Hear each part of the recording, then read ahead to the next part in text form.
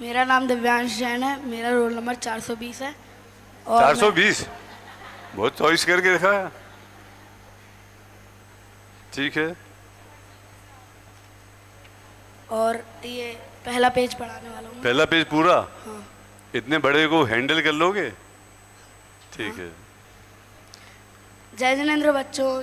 तो अभी मैं आपसे कुछ प्रश्न पूछूंगा पिछले पार्ट के, तो आप एक बार पढ़ लीजिए। मैं आपसे उसके प्रश्न पूछूंगा।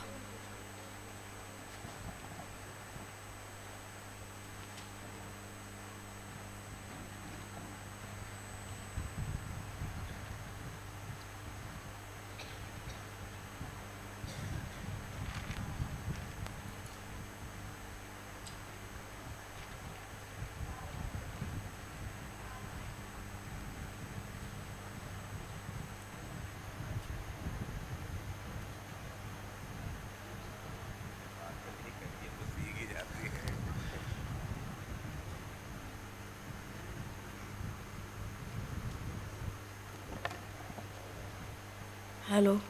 तो आप सभी ने पढ़ लिया? तो बताइए कि हिंसा किसे कहते हैं?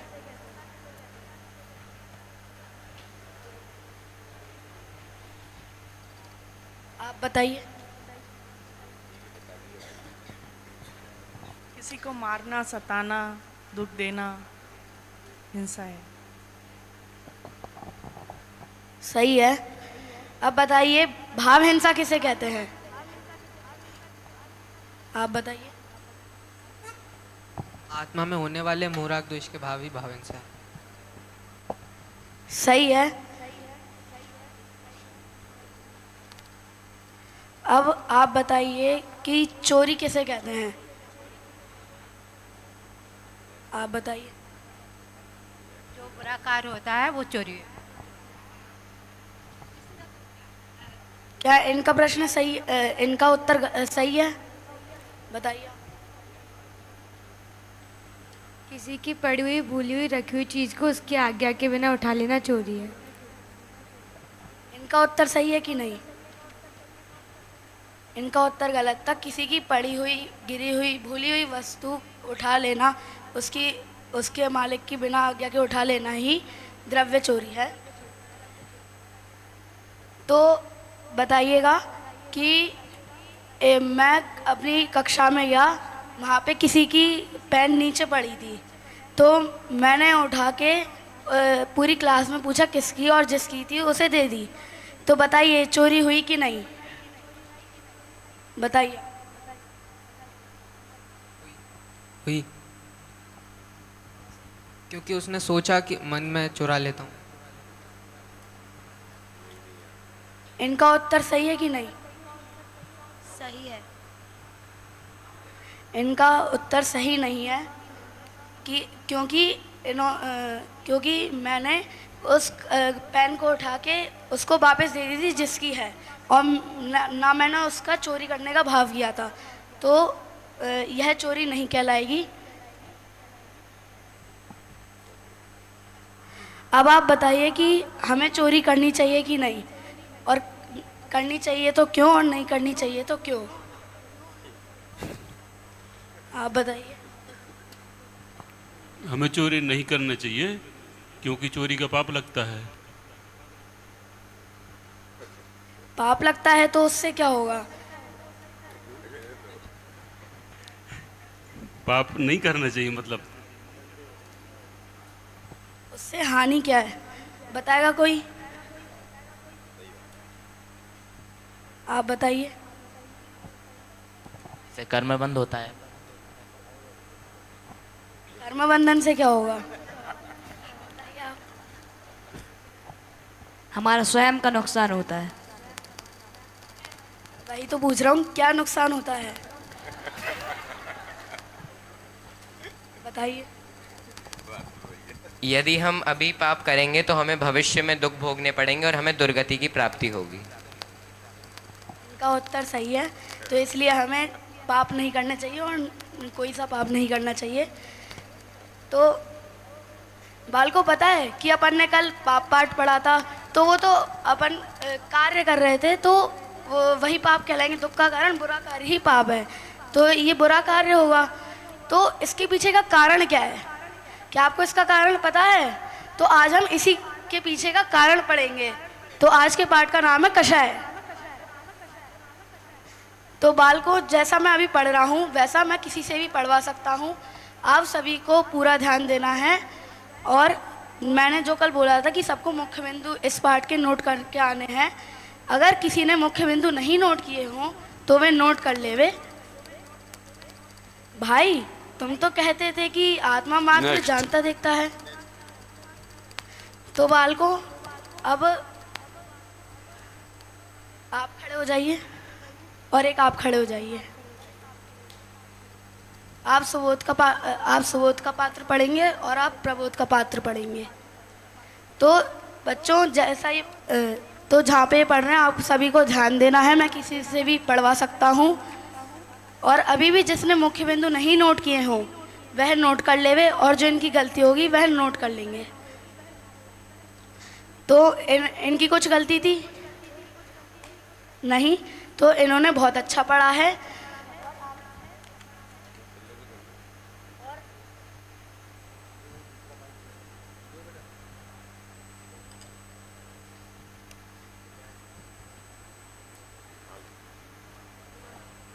Hello hello.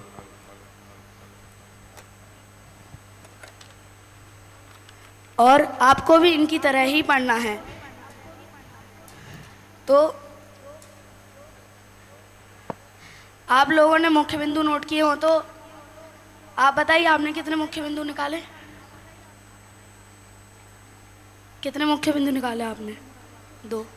आपने? आप क्या लिख रहे हैं बीच क्लास में? ध्यान दीजिए कृपया। कितने मुख्य बिंदु निकाले आपने? आपने कितने मुख्य बिंदु निकाले? तो आप बताइए कितने, कौन कौन से मुख्य बिंदु हैं वे? बोलिए। आत्मा का स्वभाव क्रोध करना आदि। नेक्स्ट। नेक्स्ट।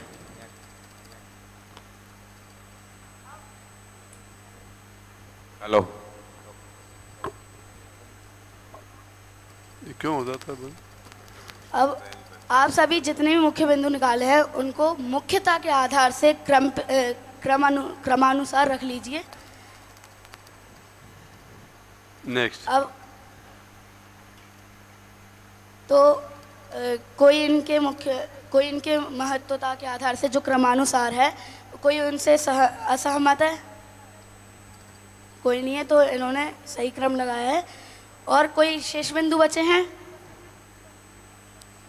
इसमें ये भी बिंदु आ सकता था कि किसी को बुरा जानकर दूर करना चाहते हैं तो उसे द्वेष कहते हैं। इस प्रकार ये एक बिंदु भी आ सकता था। अब जैसे यहाँ पे सबसे पहली परिभाषा दी है, आत्मा के स्वभाव के विपरीत भाव को विभाव कहते हैं। यानी जो आत्मा का स्वभाव है, जो उसका खुद का भाव है, उससे विपरीत भाव, उसका स्वभाव क्या है? जो अपन ने पहले पढ़ा था कि आत्मा का स्वभाव जानना देखना है। तो आत्मा के स्वभाव के विपरीत भाव, यानी जो उसके सिवाय जो भी करता है वह विभाव कहलाएगा। तो आत्मा जानने देखने के अलावा क्या क्या करता है? क्रोध आदि करता है, पाप करता है, हिंसा, झूठ, चोरी करता है, तो वह उसके विभाव कहलाएंगे। इसलिए यहाँ पे लिखा है आत्मा के स्वभाव के विपरीत भाव को विभाव कहते हैं। और उसके बाद क्या लिखा है कि देखिए, उसके बाद फिर विभाव के नाम दिए हैं, मिथ्यात्व, राग, द्वेष, आनंद स्वभाव से विपरीत है, इसलिए वे विभाव है।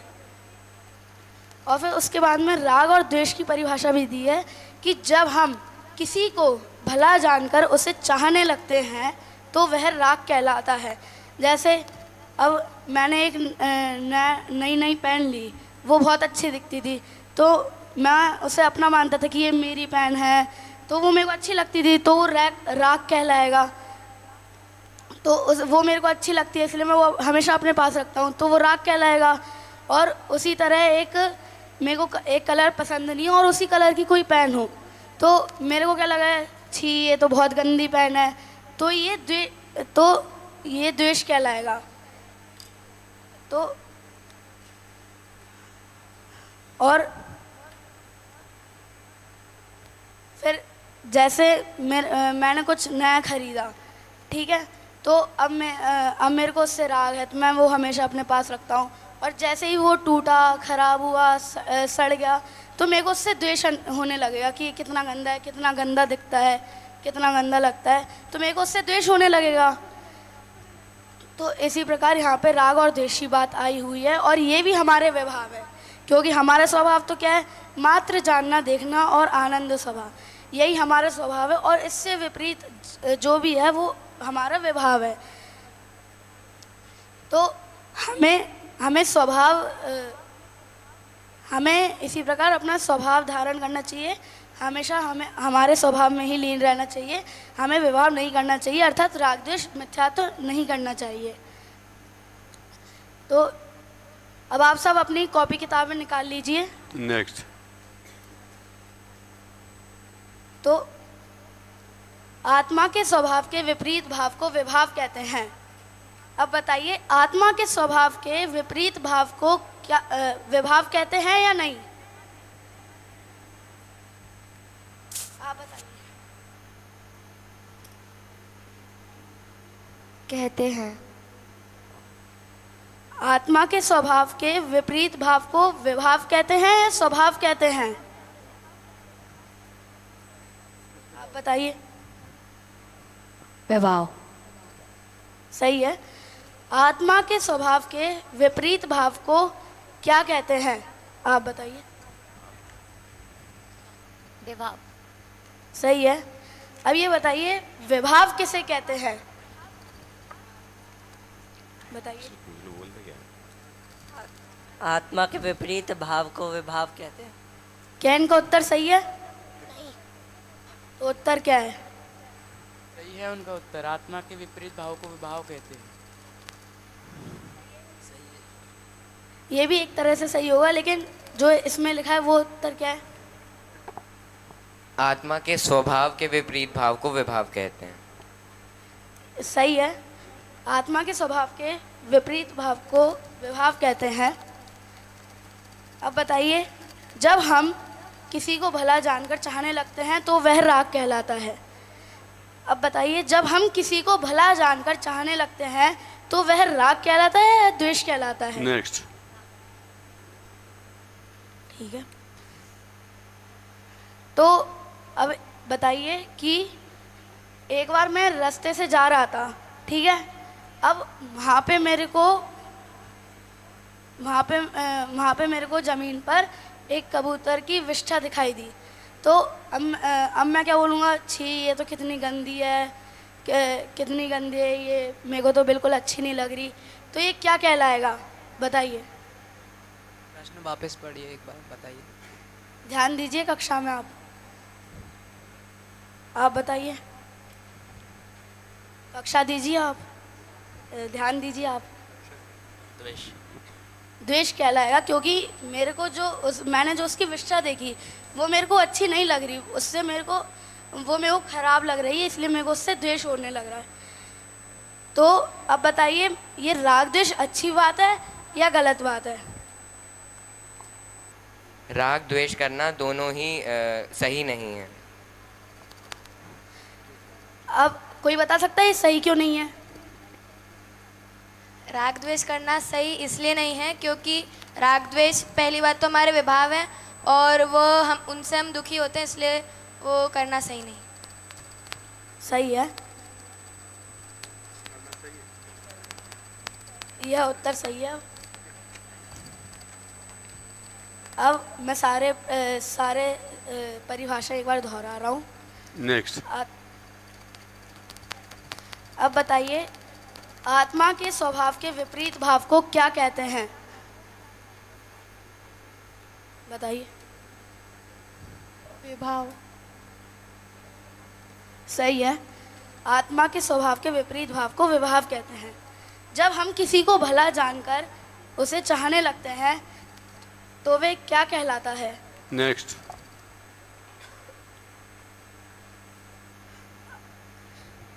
अब कल सभी को अगले जो इस इसी पाठ का अगला जो अंश है उसे सबको पढ़ के आना है और जो उसमें मुख्य बिंदु हैं वह नोट करके लाने हैं। और अगर आपको इससे कुछ इसकी अलग अलग बातें पता चले कहीं से तो वह नोट करके लानी है।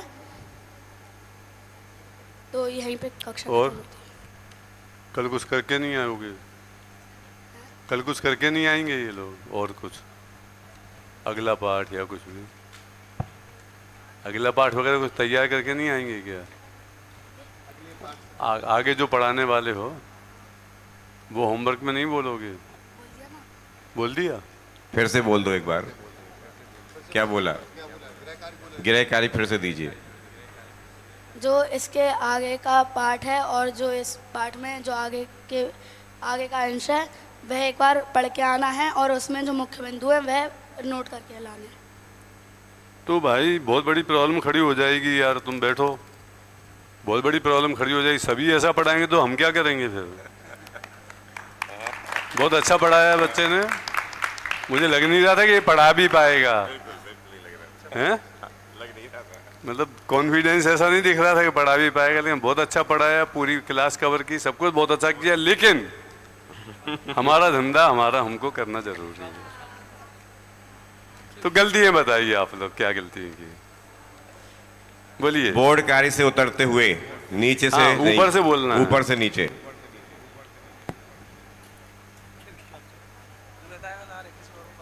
हेलो, पीछे ब्लैक टीचर। प्रकरण जो लिखा था उसमें स्वभाव विभाग, उसमें आगे क्या है वो पूरा विषय लेना था।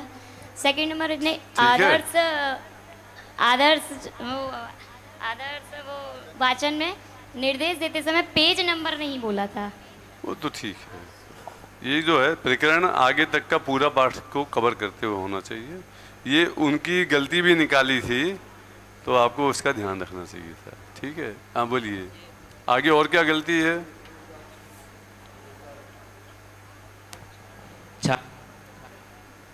हेलो, ये ले जाओ।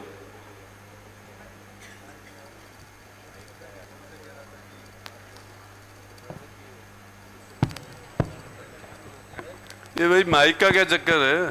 सेंसर है इसमें। माइक की क्वालिटी बहुत खराब है, माइक सही करवाइए। छात्रों पर दृष्टि नहीं थी और हाँ नहीं, जो बोर्ड कार्य कर रहे थे उस समय छात्रों पर दृष्टि नहीं थी। क्या बोला था ना? बोला था, एक आध को इसी टोका था, देखा था, बराबर है, वो गलती नहीं थी। और अभी आगे, उसके आगे क्या? और वरीयता क्रम आपने यही क्यों रखा है, ये प्रश्न नहीं पूछा था। पूछा था सब। हाँ? काय का? उद्देश्य कथन रोचक नहीं था। नहीं, वरीयता क्रम का कारण ना नहीं पूछा।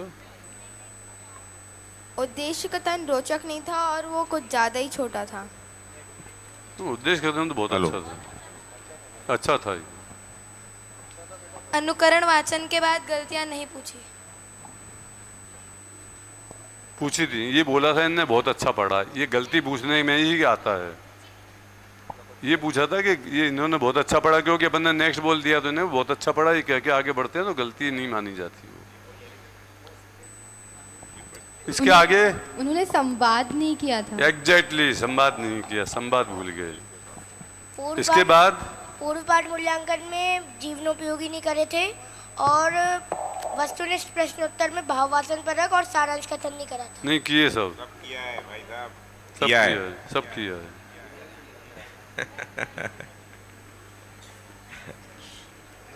ये हो गया क्या? और वस्तुनिष्ठ पद्धति में सबसे पहले जब पहुंच रहे थे तो पहले परिभाषा नहीं रिपीट की। यस, नहीं परिभाषा रिपीट की थी, लेकिन दिया। पहली परिभाषा नहीं बोली, बाद की परिभाषाओं से शुरू किया। पहली परिभाषा लेनी चाहिए थी। उसने संवाद किया था क्योंकि उसने बोला था कि इन सब ने ये मुख्य बिंदु निकाले हैं लेकिन ये पॉइंट रह गया था ये आपने नहीं देखा, ये नहीं वो संवाद- रह गया था, वो 5वां बिंदु है। नहीं संवाद मतलब नेक्स्ट वाले में आकलन उसने का वो 5वां बिंदु है। नहीं वो तो था, उसके बाद उसने एक्स्ट्रा फिर से बच्चों से संवाद वो में एक्स्ट्रा बोला था, लेकिन वो संवाद में नहीं आएगा, वो 5वें बिंदु में ही रहेगा। फिर कि एक बिंदु और निकल सकता था, इसमें आपका ध्यान नहीं गया, ये भी एक ये बनता था है। कि जब ये पढ़ रहे थे इनकी बुक फेस पर थी, छात्रों पर नहीं देख पा रहे थे उससे पढ़ते टाइम। नहीं उसके बाद फुल टाइम भी उनका बुक ऐसे थी, इंस्टेड ऐसे होना चाहिए 40 इतने डिस्टेंस पर होनी चाहिए बुक, लेकिन इनकी फेस पर थी पढ़ते टाइम। तो ठीक है। विशेष गृह कार्य नहीं किया। और इसके बाद विशेष गृह कार्य नहीं किया।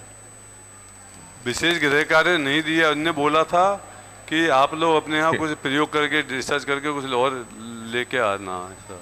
और स्पष्टीकरण में जीवन उपयोगी नहीं किया। स्पष्टीकरण में जीवनोपयोगी किया था। किया था।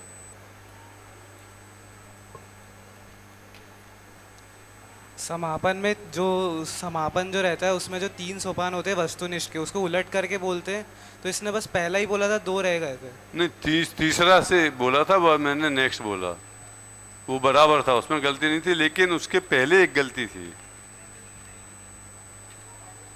समापन के पहले एक गलती थी। सारांश कथन नहीं करा था। हैं? सारांश कथन बोला था, बोला और क्या गलती थी बोलिए। उन्होंने ये, आपने ये कहा था कि अगर नेक्स्ट बोला जाए और ये कहा जाए कि समाप्त करना है तो ही समापन पे आना है, नहीं तो अगली अन्विति चालू करनी है। यस, तो अगली अन्विति चालू करनी चाहिए थी। बस हो गई। बहुत माइनर गलतियां हैं, बहुत अच्छा पढ़ाया, आई अप्रिशिएट। लब्धि। हाँ, आपकी अपीयरेंस से धीरे धीरे उठ कर चल के आए तो ऐसा लग नहीं रहा था कि इतना अच्छा पढ़ाए। बहुत अच्छा पढ़ाया।